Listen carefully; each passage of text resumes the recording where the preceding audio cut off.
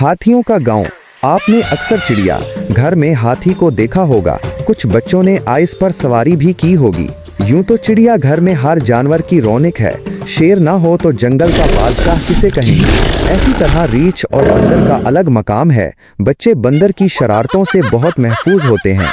सबसे प्यारा और मासूम जानवर हिरन है। जब शरारत करते, आपस में लड़ते या कलांचें भर कर भागते हैं तो बहुत से दिलों को भाते हैं। दरियाई घोड़ा हर वक्त पानी में घुसा रहता है। उन्होंने हाल ही में उसका पानी अक्सर गंदा और बदबू वाला होता है। कोई भी जंगल और चिड़िया घर हाथी के बगैर अधूरा है। ये इंसान का सदियों का साथी है। वो इन्हें जंगों में इस्तेमाल करता आ रहा है। वजन उठाने और उसके दांतों से मुख्तलिफ आवाजें बनाने का काम लेता आया है।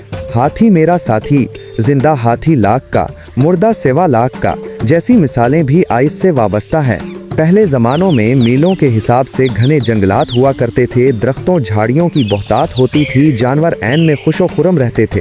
अब टेलीविज़न में जंगलात दिखाए जाते हैं। कहीं कहीं दरख्त नज़र आता है और कुछ झाड़ियाँ। अब तो लगड़ बिगड़ भी दूर से नज़र आ जाता है। जंगलात की कटाई से ऐन जानवरों को भी खतरात लाहक हैं। सूरत हाल ऐसी ही रही तो चंद साल बाद सिर्फ चिड़िया घरों में ही और मजीद कुछ दहाइयों के बाद सिर्फ किताबों में ही बाज नायाब जानवरों की तस्वीरें ही देखने को मिलेंगी, जैसे आज डायनासोर की तस्वीरें हैं। हाथी थाईलैंड का कौमी जानवर है।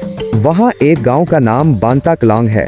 इस गांव में सिर्फ 400 अफराद रिहाइश पजीर हैं, मगर उस गांव में तकरीबन 190 हाथी हैं, जिसकी वजह से ये सियाहों के लिए बहुत पुरकशिश है और सियाहती मरकज बन गया है।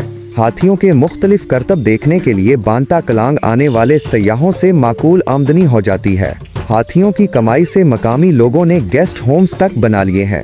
हाथियों को मोटा ताज़ा सेहतमंद रखने के लिए उन्हें ताज़ा सब्जियां, फल और चारा खिलाया जाता है। सियाह हाथियों पर सैर करते हैं, जिसकी वजह से उनकी औसत आमदनी $25 योमिया है, जो माकूल आमदनी है।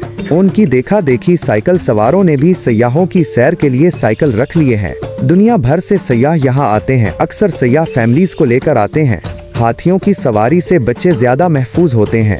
यहाँ हांगकांग से आने वाले एक सयाह का कहना है कि वो अपने अहले खाना को हाथियों के दीगर पार्क्स में भी सैर करा चुका है। मेरे ख्याल में सैरो तफरी के लिए ये गाँव अपनी मिसाल आप है।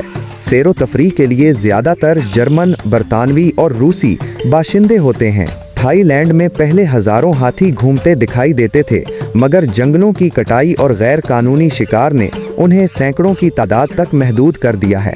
मज़े की बात ये कि अक्सर मदारी कुत्ते, रीछ, बकरे, बंदर के साथ मुख्तलिफ करतब दिखाकर मांगते हैं, जबकि थाईलैंड में मदारी और करतब दिखाने वाले हाथियों के करतब दिखाकर मांगते थे, जिससे थाईलैंड की बदनामी होती थी। हुकूमत ने ऐसे अफराद पर पाबंदी लगा दी है। अब वही मदारी और हाथियों को सुधारने वालों ने बांता कलांग का रुख कर लिया है। यहाँ रिहाइश रखकर वही काम कर रहे हैं। यहाँ कोई रोक टोक नहीं। थाईलैंड की मुख्तलिफ तंजीमें ऐसी कोशिश में हैं कि वो चंद ऐसे गांव सयाहों के लिए मखसूस कर ले, ताकि सयाहों की आमद व रफ्त से उन्हें माकूल आमदनी हो सके। थाईलैंड के शहर सोरन में हर साल नवंबर में एक बड़ा मेला लगता है, जहां मुख्तलिफ शहरों से हाथी शिरकत करते हैं और दुनिया भर के सयाह सैरो तफरी के लिए आते हैं।